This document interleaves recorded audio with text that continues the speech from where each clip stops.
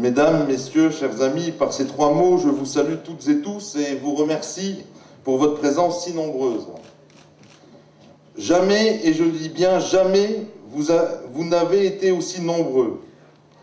Et comme notre liste d'invités n'a pas augmenté, je considère que votre présence est due à l'intérêt croissant que vous portez à la vie de notre PCI. Et encore plus dans les perspectives d'avenir qu'elle peut et doit vous offrir, notamment en cette période de crise qui dure et perdure. Votre présence est aussi la meilleure réponse au questionnement de certains quotidiens régionaux quant au bien fondé de maintenir ou non ce moment politique, mais aussi convivial, et de répondre à la demande de votre présence. Je me suis un peu trompé. De ce moment politique, mais aussi convivial, et de répondre à la démarche populiste de certains élus qui, sous le prétexte de la crise et pour la soi-disant bonne gestion des deniers publics, communiquent à tout va sur cette économie médiatique. Pour ma part, en cette période difficile, il m'a semblé important de maintenir cette cérémonie, afin de faire un bilan des actions passées, mais surtout de se projeter avec vous dans l'avenir, et de vous délivrer des messages que vous véhiculerez à votre tour dans nos 20 communes. Messages qui sauront donner de l'espoir à ceux qui aujourd'hui sont dans la précarité, la souffrance et la maladie. Oui, en 2013, la CCCE, comme par le passé, sera à vos côtés. La CCCE sera même encore plus à vos côtés. C'est ma volonté, c'est la volonté de vos élus communautaires. Permettez-moi de saluer plus particulièrement certains de nos invités, et en premier lieu nos deux invités exceptionnels. Vous les avez bien entendu reconnus, et je vous demande encore une fois d'applaudir Madame Geneviève de Fontenay et Monsieur Stéphane Bern,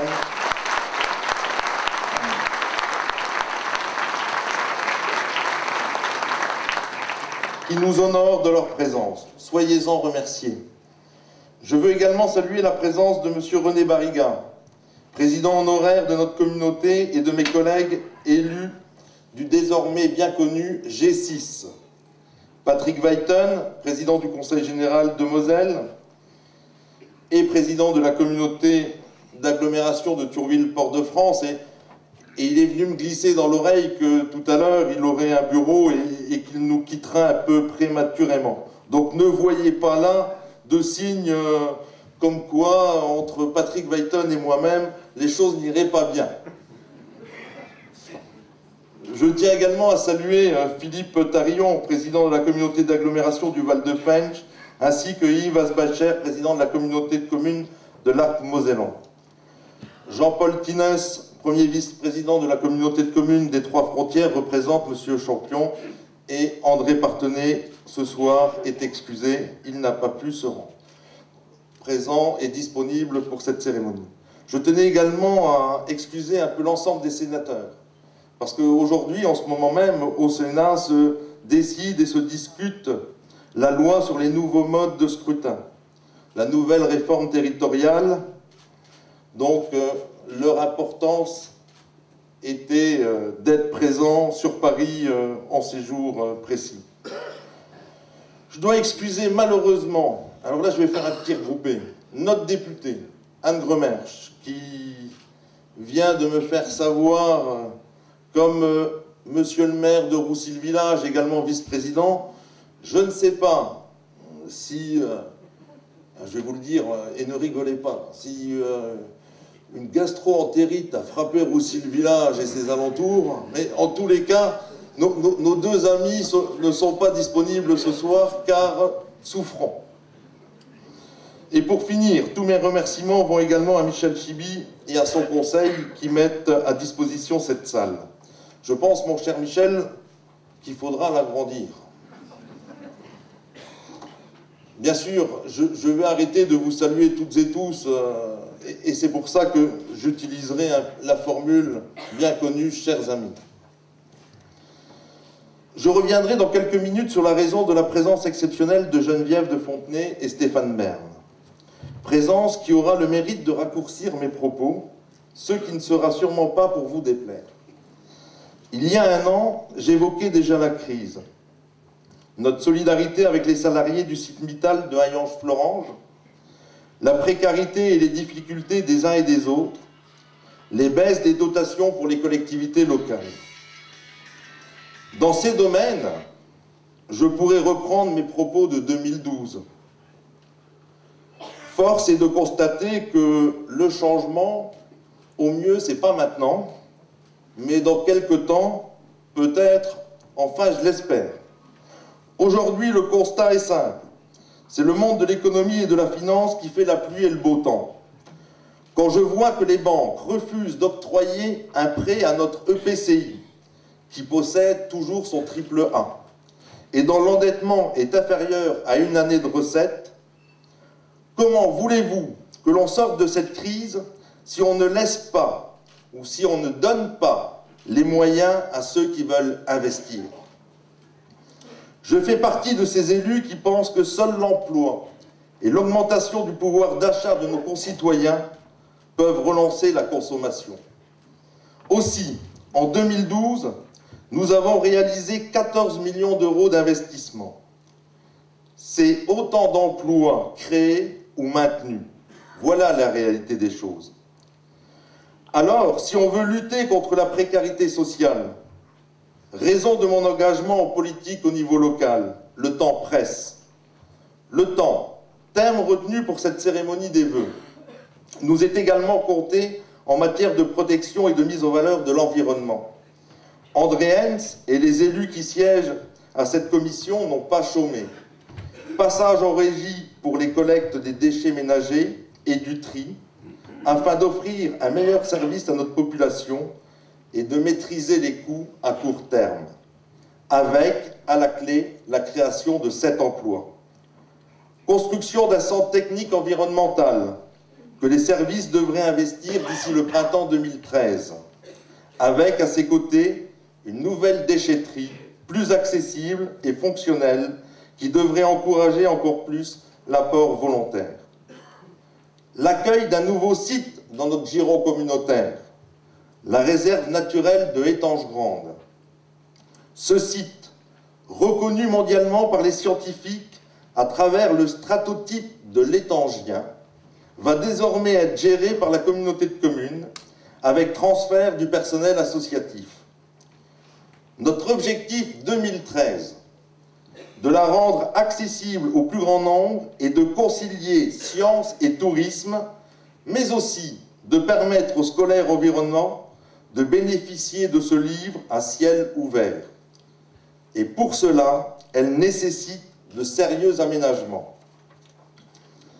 La poursuite de nos réflexions avec les habitants du territoire et les entreprises sur la mise en œuvre et le contenu de notre agenda 21, dont la première réalisation s'est concrétisée avec la pose de 237 mètres carrés de panneaux photovoltaïques sur le toit de notre stand de tir à Volmerange-les-Mines. Si un retour sur investissement est prévu en 16 ans, l'important réside dans le fait qu'en 20 ans, nous éviterons l'émission de 48 tonnes de CO2. Toutefois, un dossier difficile doit être réglé en 2013. L'assainissement. Et surtout, comment le financer. Notamment le coût de l'assainissement collectif. Parlons franchement. Aujourd'hui, les habitants du territoire, c'est-à-dire vous, vous payez 1,20 € le mètre cube. Le coût réel du service existant est de l'ordre de 1,70 € du mètre cube. Et le coût réel, en y incluant les travaux à venir, serait environ de 2,20 € par mètre cube. Sans vouloir vous faire un cours de finances publiques, je me dois de vous dire que ce budget, je vous le rappelle, doit être autonome et s'équilibrer sans intervention du budget principal de l'EPCI. Vous l'aurez compris, sur ce dossier particulier, nous n'aurons d'autre alternative que de recourir à une hausse des tarifs. Il existe bien légalement la possibilité que le budget principal vienne une fois abonder le budget assainissement. Ce transfert de crédit est soumis à la condition que les usagers du service, habitants et communes, fassent également un effort. C'est à ces seules conditions que je pourrais demander aux élus communautaires d'injecter dans le budget d'assainissement la somme d'au moins 1 million d'euros pour que l'augmentation impacte un peu moins le budget des ménages.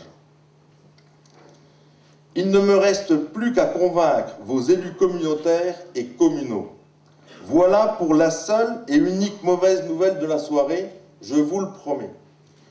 Et je n'ai pas voulu faire avec nos habitants comme certains ont pu faire lorsque les usagers du TER au petit matin ont découvert la hausse. Je préfère vous en informer, vous dire que vos élus communautaires vont sur les 2 à 3 mois à venir travailler sur le dossier et que nous ferons au mieux pour la limiter. Je crois que ce moment est aussi un moment de franchise entre vous et moi. En matière d'assainissement non collectif, 70% des contrôles des fosses septiques ont eu lieu et les préconisations de mise en conformité remises aux propriétaires. Celles-ci devraient conforter les investissements réalisés par les 2 syndicats de rivière. Et je salue Jean Le Gac que j'ai vu avant que ces projecteurs m'éclairent, que je ne vous vois plus du tout d'ailleurs. Ces dernières, de ce fait, seront moins polluées par les rejets domestiques. J'en profite pour saluer la qualité du travail effectué et pour remercier les élus et la technicienne pour leur implication. Lorsque l'on parle de travaux à la communauté de communes, on pense tout de suite à Patrick Belly et à sa commission. 13 chantiers de voirie, d'enfouissement de réseau verront le jour en 2013. Soit 12 millions d'euros vont être mobilisés pour ces chantiers. Nous prenons le temps et nous nous donnons le temps de travailler et de préserver notre cadre de vie pour les générations futures. Parler des générations futures. Vous voyez quand même que cette année, la présence de nos hôtes font que je vais quand même beaucoup plus vite.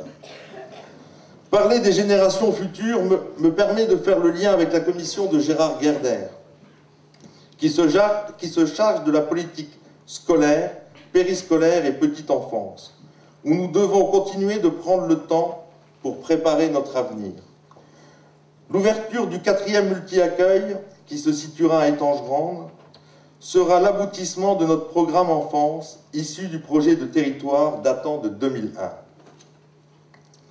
Cet investissement de 2,8 millions d'euros, pour lequel nous percevons près de 50% de subventions, dont une grande part provenant de la caisse d'allocation familiale, avec qui nous entretenons d'excellentes relations, portera à 160 le nombre de places d'accueil collectif, soit un potentiel de 400 enfants accueillis dans nos crèches communautaires.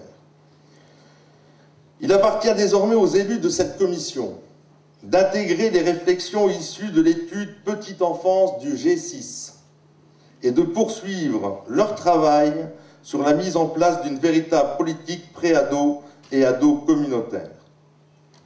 Je salue également le partenariat que nous entretenons avec les associations Floem, Éclos, 4 Mômes et le Centre Repas.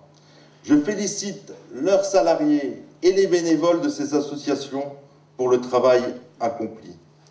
Laissez-moi revenir sur le G6, qui se veut un peu à l'image du G8 au niveau mondial, être l'union des 6 EPCI du Nord Mosellan. Nous menons en collaboration de grands projets vitaux au développement et à l'attractivité de nos territoires. Mes collègues présidents, présents ici ce soir, ne me contrediront pas lorsque j'évoque la fructueuse collaboration que nous avons su initier au-delà de tout clivage politique à travers nos réunions mais aussi au sein du CIDELON et du SCOTAT. Cette collaboration a permis de porter ensemble des projets tels que l'Europort, le grand équipement ou bien encore l'abattoir, projet pour lequel j'ai souhaité que la communauté de communes initie l'étude, conscient de la forte attente des agriculteurs de nos territoires. Il est important que cette union ait enfin vu le jour. Trop de temps a déjà été perdu. Et comme dit l'adage, le temps c'est de l'argent. Si vous me permettez, je lève ma bouteille à votre santé. Le temps c'est de l'argent. Et ce n'est pas Michel Chibi, notre vice-président en charge des finances de la communauté, qui cherchera à dire le contraire. Les réformes qui attendent les collectivités à l'horizon 2014 nécessitent que la communauté de communes engage dès à présent des réflexions en matière de fiscalité, en travaillant notamment sur son coefficient d'intégration fiscale, tributaire du niveau d'exercice de ses compétences. Rassurez-vous, Geneviève, Stéphane, là encore, je ne vais pas me lancer dans un cours de finances publiques. Je ne citerai que 3 chiffres. Budget prévisionnel 2012, près de 36 millions d'euros.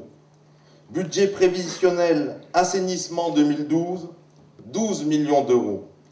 Effectif des agents communautaires, 113 personnes en 2012, chiffre qui se rapprochera de 150 avec l'ouverture en 2013 du 4e multi-accueil. Des chiffres qui pourraient donner le tournis à plus d'un, mais qu'il faut raccrocher aux nombreux projets portés par le PCI et aux services rendus à la population. Je vais également demander à Michel Chibi et aux services de travailler en 2013 sur la réduction de la participation au titre de la CFE, contribution foncière des entreprises, des structures économiques qui réalisent moins de 100 000 € de chiffre d'affaires.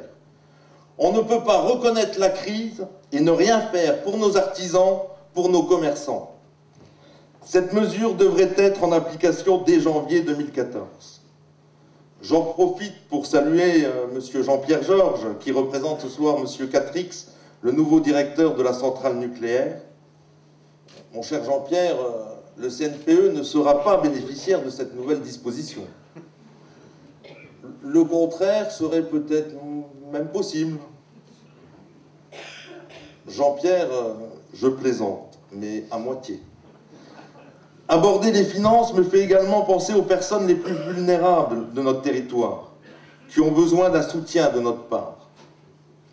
Prendre le temps de bien vivre, tout d'abord pour nos seniors, qui méritent un accueil en structure adaptée, répondant davantage à leurs attentes en termes de soins. Notre territoire bénéficie bien sûr de la résidence d'automne, gérée par la PADIC, dont je salue le président Gérard Taïs, et la directrice de l'établissement, Madame Rolando. La commission politique sociale et troisième âge que préside Viviane Winterhart a consacré en 2012 ses réflexions à la mise en place d'un centre intercommunal d'action sociale. 2013 verra ainsi sa concrétisation. Ses missions sont encore à définir et il intégrera ses bureaux au sein du futur pôle social dont la première pierre sera posée avant l'automne à Entrange. Je profite de ce moment pour saluer nos partenaires que sont Mosélis et l'association Habitat des Trois Frontières. Enfin, toujours en direction des malades et de leurs familles, je salue également le quasi-aboutissement du dossier d'implantation d'une unité Alzheimer à Cattenom. Ce dossier sur lequel j'ai été sensibilisé par Gérard Taïs et que j'ai défendu auprès du président du département, Patrick Weiten, et que je remercie ici de son soutien, est sur de bons rails. De notre côté, tout est prêt. Il ne manque plus que la validation de l'Agence régionale de la santé pour se lancer dans la construction de ce lieu tant attendu par ceux qui, au quotidien, subissent les méfaits de cette maladie. Je pourrais bien sûr continuer à mobiliser la parole un certain temps, tant les élus communautaires gèrent de dossiers. Je pense notamment à l'aménagement du territoire et aux relations transfrontalières que Willy Zaïvert et sa commission font avancer. Pour preuve, La réunion qui va se tenir le 22 janvier prochain avec le ministre des Transports luxembourgeois, M. Claude Witzler, dans le cadre de l'entente des communes de la frontière, ENCOM, entente entre la communauté de communes et les communes voisines du Sud Luxembourg. Je pense également à la mise en place d'une politique ambitieuse et de qualité sur nos zones artisanales de Étanges-Grandes et de Canfin. Comme nous ne pouvons parler d'aménagement sans évoquer la fracture numérique de notre territoire, et comme promis l'année dernière, l'étude haut débit a été menée à son terme. Vos élus en connaissance de cause devront se positionner avant le débat d'orientation budgétaire. Mais dans tous les cas, cette stratégie devra intégrer le schéma numérique départemental. Cela me permet de faire le lien avec d'autres satisfactions plus personnelles en matière d'aménagement. La mise au gabarit de la route entre Roussilbourg et Boust à l'automne 2013. C'est des travaux qui ont été légèrement retardés pour des problèmes d'études de sol. Et tous ceux qui connaissent le territoire auront compris la difficulté. Investissement également à hauteur de 7 millions d'euros au collège de Étanges-Grandes. Programmation de la construction d'un nouvel établissement à Cattenom. Et surtout, la mise à 2 voies du pont reliant Cattenom à Königsmacker. Pour ces aménagements et celui de l'unité Alzheimer, je remercie à nouveau Patrick Weiten, président du Conseil général de la Moselle. Grâce à son aide et au soutien de mes collègues conseillers généraux, toutes ces réalisations vont voir le jour. Pour ceux qui critiquent le cumul des mandats, même au niveau local, je me plais à penser que si ces projets ont pu aboutir, c'est peut-être parce qu'ils ont été portés par une seule et même voix auprès des différentes instances que sont le SCOTA et le Conseil général de la Moselle. 2013, année importante également pour la commission sport et loisirs, présidée par Denis Bord, qui devra être particulièrement vigilante sur les travaux de réfection que va enfin connaître notre piscine. Bien sûr, nous continuerons à soutenir nos clubs d'intérêt communautaire, et en particulier le roller skate, dont les filles s'inscrivent dans le temps par leurs résultats nationaux et mondiaux. Recevez encore toutes mes félicitations, mesdames et mesdemoiselles les sportifs du roller skate. Je pense aussi à des manifestations comme le Tour de Moselle cycliste, qui cette année aura lieu un samedi, avec 2 épreuves sur la journée. Un contre-la-montre le matin et une étape en ligne l'après-midi. Et autour de cet événement, des animations avec comme thème principal le vélo.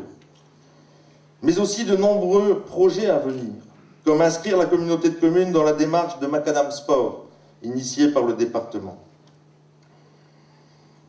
Alors pour les habitués, vous savez que lorsque j'arrive à la 8e commission, c'est la dernière.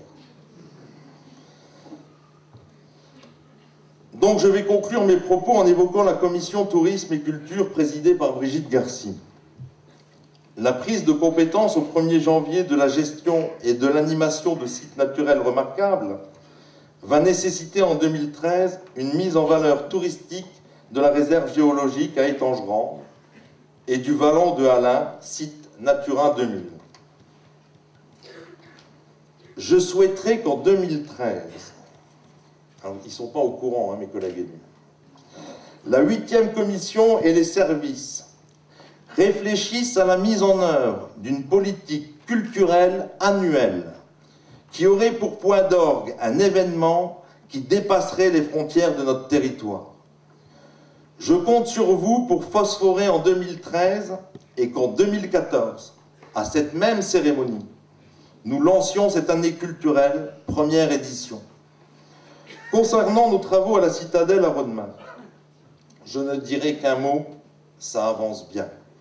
De plus, j'ai le plaisir de constater lors de nos réunions de chantier que la société Ori a embauché depuis 6 mois déjà une trentaine de jeunes du territoire pour renforcer ses équipes. Rien que pour cette raison, ce projet a un sens. Générer de l'emploi, voilà le rôle des collectivités locales. Et si en plus on préserve du patrimoine, on ne peut que s'en réjouir. Ici, sur notre territoire, à l'initiative des élus communautaires, se déroule le plus grand chantier de restauration et de valorisation de Moselle, voire sûrement de Lorraine. À terme, 21 millions d'euros investis, ici, au centre de l'Europe, pour compléter, après le centre Pompidou, Metz, Center Park, Mandrun, une politique touristique départementale et régionale. Alors oui, sur ce projet hors norme, nous attendons et nous espérons être soutenus financièrement par nos partenaires historiques. Comme toi, Patrick, et j'ai été sensible à tes propos lors de notre dernière réunion de majorité au département, je crois que la culture et le tourisme sont un véritable enjeu économique pour notre Moselle Nord et l'ensemble du département. Tu disais notamment, Patrick, courant décembre dans la presse, dont je salue ce soir les représentants, que le projet Terra Lorraine amenait déjà de manière hebdomadaire des bus de touristes spécialisés dans les affaires. Il est plus que nécessaire de saisir également cette opportunité dans nos 20 communes. Entre le CNPE, Terra Lorraine et notre projet touristique à Rodemack, il existe un véritable besoin en matière d'hébergement. Pour cela, la communauté de communes a mis en œuvre une politique ambitieuse de soutien pour ces initiatives. Jusqu'à 30 000 € d'aide pour un investissement de 150 000 €. Le premier projet ayant bénéficié de cette politique communautaire va ouvrir ses portes à Fixem. D'autres vont suivre à Rodemack. Je ne peux que répéter mes encouragements pour les initiatives privées en la matière. Mais je m'égare déjà. Revenons à nos deux invités de la soirée. La communauté de communes vous ouvre les portes du temps. Pour franchir les portes, il nous en faut les clés. C'est lors du conseil communautaire de juin 2012 que Rodemack a été mis sous les feux de la rampe grâce à l'émission de Stéphane, le village préféré des Français. Grâce à votre soutien, Geneviève, la 16e place obtenue par cette commune ne peut que rendre fier le territoire tout entier de la communauté de communes. L'idée m'est alors venue de vous demander d'honorer de votre parrainage notre projet de valorisation de la citadelle à Rodemack, qui a été présenté à maintes reprises aux habitants. C'est sans aucune hésitation et en toute simplicité que vous avez répondu favorablement à ma sollicitation. Soyez-en remerciés. Ce projet étant le résultat de la volonté politique communautaire actuelle et du précédent mandat, il est également résolument tourné vers l'avenir. Permettez-moi de partager avec vous un petit moment lors de mes différentes relectures de ce texte. Mon esprit me plongeait dans une conversation fictive que nous aurions eue à la fin du contrat, de son mandat, avec le président Barriga. Quelque part, dans cette conversation fictive, il m'encourageait à poursuivre les réflexions sur le site de la citadelle, ce à quoi j'aurais pu lui répondre: « Président, mais si nos rêves se ressemblent, ce projet verra le jour. » Lorsque j'évoque ce projet aujourd'hui avec lui, ce projet, de par son ampleur, de par sa rapidité de mise en œuvre, je peux vous le dire, dépasse ses rêves, voire même ses rêves les plus fous. Et donc, j'appelle à me rejoindre pour la remise des clés les personnes représentant ces deux mandatures. Tout d'abord, Brigitte Garcy, actuelle vice-présidente en charge du tourisme et de la culture, pour remettre la clé à Stéphane Bern. Et je me demande à mon prédécesseur, Monsieur René Barriga, président honoraire de la communauté de communes, de remettre la clé à Geneviève de Fontenay. J'espère pouvoir vous y accueillir durant l'année afin de procéder à la pose de la première pierre de la partie valorisation lorsque le climat nous sera un peu plus favorable, afin que vous puissiez profiter tous les deux de ce lieu magnifique sous le soleil. Voilà. Brigitte Garcy, Monsieur René Barriga, président honoraire de la communauté de communes.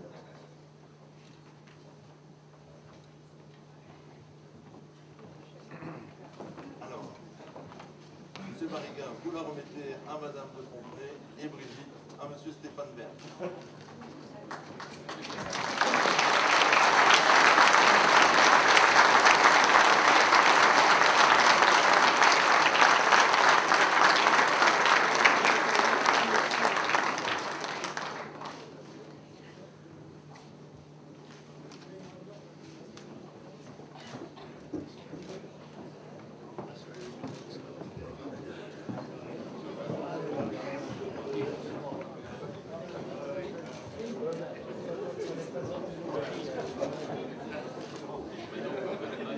Alors, j'ai préféré laisser parler le président Marigain sans le micro, parce que sinon...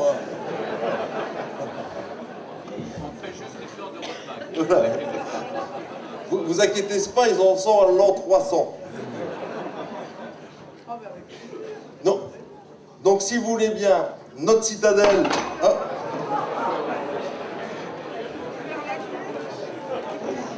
bénéficie désormais de votre bienveillance. Et comme vous l'avez accepté, je vous cède ma place momentanément pour vous adresser à notre Assemblée.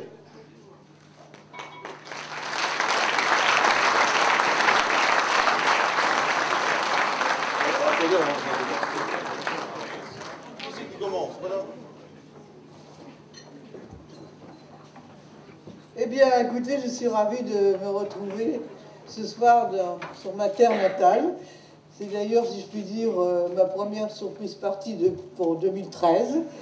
C'est mon premier TGV de l'année et il est pour la Lorraine, que je suis toujours très fière d'honorer dans toutes nos manifestations. Alors, je ne vais pas être très longue. Je pense que monsieur vous avez fait un exposé de grand talent. Je pense que tout le monde a dû... parce que c'est bien d'être comme ça, vous avez des mandats, et vous avez démontré que justement, vous faisiez ce qu'il fallait pour que les choses avancent. Voilà. Alors vous avez la chance quand même d'être à côté du Luxembourg, qui arrange quand même les choses, surtout sur le plan quand même pour les gens qui travaillent, qui viennent travailler ici ou vice-versa. Moi donc, écoutez, je suis né à Longwy, sous les cieux rougeoyaux des Hauts-Fourneaux, qui n'existe plus d'ailleurs, et c'est pour ça que je veux avoir une pensée pour les sidérurgistes de Florange, parce que je pense qu'ils mériteraient quand même aussi de les considérer. Alors je pense que va nous réserver l'année, mais en tous les cas, si, monsieur, vous avez dit que vous alliez agrandir la salle, et ben on pourra venir faire Miss Lorraine. Voilà. Ça donnera du rêve au lieu de cauchemar.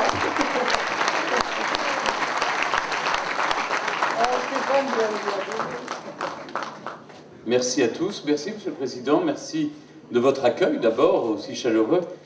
Je suis très heureux, merci de cette clé. J'avais espoir de pouvoir l'utiliser bientôt à Rodemack pour voir si elle ouvre au moins une porte. J'accomplis là un rêve secret qui était, lorsque j'ai présenté, comme vous l'avez souligné, Monsieur le Président, l'année dernière, l'émission « Le village préféré des Français », je n'ai pas pu me rendre personnellement dans tous les villages. Et je le regrettais parce que il y a des liens très profonds qui m'unissent à la Lorraine. Tous les chemins nous ramènent à la Lorraine, avec ou sans sabot d'ailleurs, mais en tout cas j'avais très envie de revenir en Lorraine, d'abord pour une raison simple, j'y ai vécu longtemps, ma famille en plus est luxembourgeoise, donc je suis à côté de mes origines, tout à côté. Je dis ça au cas où si un jour je passe de l'autre côté de la frontière, au moins j'aurai une bonne excuse, j'aurai répété pendant des années que j'étais luxembourgeois, voilà. Mais comme vous le savez, je paye mes impôts en France et j'en suis très fier quand je vois les belles réalisations qui sont faites. Et l'autre raison, c'est vraiment, je voulais accomplir ce voyage vers Rodemack parce que c'est une citadelle extraordinaire et j'ai la conviction, pas seulement depuis que je présente l'émission Le village préféré des Français, et la deuxième édition passera sur France 2 au printemps prochain, que la France est un réservoir incroyable de talent sur le plan de la restauration, sur le plan de la mise en valeur du patrimoine. Je crois qu'on a la chance d'avoir un pays qui est extrêmement riche sur le plan des vieilles pierres, du patrimoine, de la culture, et que la culture et le patrimoine sont vraiment des viviers d'emploi. Ce qui me frappe, par exemple, dans tous les villages où je me suis rendu, c'est qu'il y a des monuments mais il n'y a rien autour. C'est-à-dire qu'il n'y a plus de commerce, il n'y a plus de restaurants, il n'y a plus de café. Et moi, mon objectif, aussi modeste soit-il, c'est chaque fois que je peux aller dans un village, que j'essaye de mettre en valeur ce patrimoine, c'est de ramener des visiteurs dans ces villages. Quand j'ai présenté Secret d'Histoire, par exemple, à Valençay, autour de Talleyrand, j'ai été heureux que le maire m'écrive pour me dire qu'il y a eu 30% d'augmentation des visiteurs par la suite au château de Valençay. Je crois, vous m'avez dit tout à l'heure qu'à Rodemack aussi, ça a amené un certain nombre de touristes. Je croyais bien que je serais présent ici, mais évidemment, mais surtout à Rodemack l'année prochaine, parce que j'ai bon espoir que tout le travail, tout l'investissement que vous faites à Rodemack permettent aux générations dans l'avenir d'avoir un outil à la fois culturel, économique aussi. La culture, c'est l'économie. Il ne faut pas dissocier les deux. Je crois que c'est vraiment... on voit que la culture permet vraiment de créer des emplois sur le plan de la restauration des monuments, mais aussi, évidemment, le secteur tertiaire. Il y a évidemment énormément d'emplois qui sont créés autour du tourisme. Voilà les raisons pour lesquelles j'étais heureux de parrainer. Je suis très fier d'avoir cette clé. Je vous dis encore une fois, je viendrai vérifier si elle ouvre quelque chose. Hein, parce que, et puis j'aurai comme Geneviève une pensée pour mes amis de Florence. Vous savez, je suis venu faire plusieurs émissions chez Pascal. J'étais là à la passerelle de Florence. Je sais que le maire, je crois, de Florence est là. Et j'ai beaucoup de sympathie. Moi-même, vous savez, les gens pensent que sous prétexte que je fréquente les châteaux, j'ai été élevé dans un château. C'est le contraire. J'étais plutôt du côté de la mine. Mais voilà, comme quoi, quand on a envie je ne dis pas d'en sortir, mais en tout cas de s'élever par la culture, le travail, on peut y arriver. Mais j'ai vraiment cette nostalgie. J'ai encore... il y a l'Arbette de l'autre côté. Moi, j'étais plutôt du côté luxembourgeois. Mais voilà, Florange, c'est une ville qui m'est chère. Je pense à la passerelle. Je pense à tous mes amis sidérurgistes de Florange. C'est le seul nom que je veux prononcer et pas le nom d'entreprise. Et donc voilà, je les salue à travers vous et je salue toute la Lorraine. J'ai vécu 4 ans à Nancy. J'aime me retrouver dans cette Lorraine qui est chaleureuse même quand il neige. C'est un peu le contraire d'autres régions. Il fait chaud, mais on a l'impression que les cœurs sont neigeux. Voilà. Merci de votre accueil et de votre...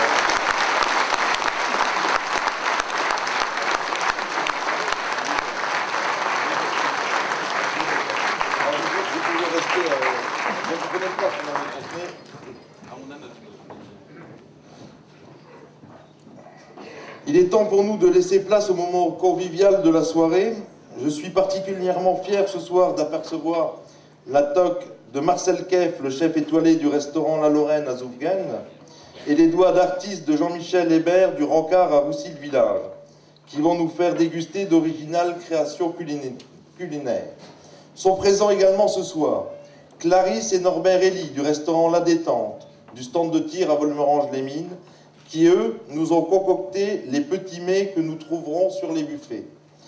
Geneviève, Stéphane, vous aurez droit à un cocktail made in CCCE. Les circuits courts sont défendus par nos agriculteurs, producteurs et professionnels de la restauration du territoire. Circuits courts qui se retrouvent également pour les rafraîchissements au bar. Vous pourrez déguster bière et limonade de Boost, ainsi que des cafés, thés et chocolats provenant de Écherange. Et pour nous servir, toujours dans le cadre de l'exemple que nous devons montrer pour la formation des jeunes, j'ai souhaité renouveler notre bail avec le lycée professionnel Saint-André, situé à Autange, dont je salue le proviseur présent ce soir. Merci à l'équipe des professeurs et aux élèves qui vont nous offrir un agréable moment. Il est grand temps pour moi de céder la place à la convivialité, espérant que le temps joue en notre faveur pour 2013. La communauté de communes sera encore plus présente avec vous tout au long de l'année. Une montre cadeau vous attend au bar, distribuée par 2 élèves en échange de votre clé passe-partout. Peut-être, alors là je vous lis une note que j'avais à un moment donné sur un de mes brouillons de discours. Peut-être qu'en 2013, vous serez à l'heure aux nombreux rendez-vous et réunions liés à vos mandats. Alors, j'ai voulu la citer parce que c'était une remarque d'Aurélie. Alors, de un, Aurélie, j'ai pas le sentiment d'être tellement en retard, Mais de deux, ça me permettait surtout de remercier Aurélie, de remercier toutes celles et tous ceux qui ont travaillé à l'organisation de cette soirée pour préparer ce petit buffet et bien sûr votre accueil. Donc soyez-en remerciés à toutes celles et ceux qui ont travaillé aujourd'hui. Vous avez sans doute remarqué le studio photo installé au fond de la salle. Nos invités acceptent avec plaisir de prendre la pause avec vous. Je vous propose de leur laisser un bon moment afin qu'ils profitent de notre cocktail. Puis les vice-présidents et moi-même ouvriront le bal des flashs à leur côté. En conclusion donc, je remercie notre famille communautaire pour son implication au quotidien. Et quand je dis famille communautaire, je pense bien sûr à nos élus et au personnel, ainsi que leurs conjoints et enfants. Je remercie également particulièrement Geneviève de Fontenay et Stéphane Bern pour leur présence et leur gentillesse. Grâce à tous nos projets, grâce aux politiques engagées, c'est plein d'espoir que je me tourne vers 2013 et plein d'espoir que je vous adresse mes vœux de santé, de bonheur pour l'année à venir. Bonne et heureuse année à vous.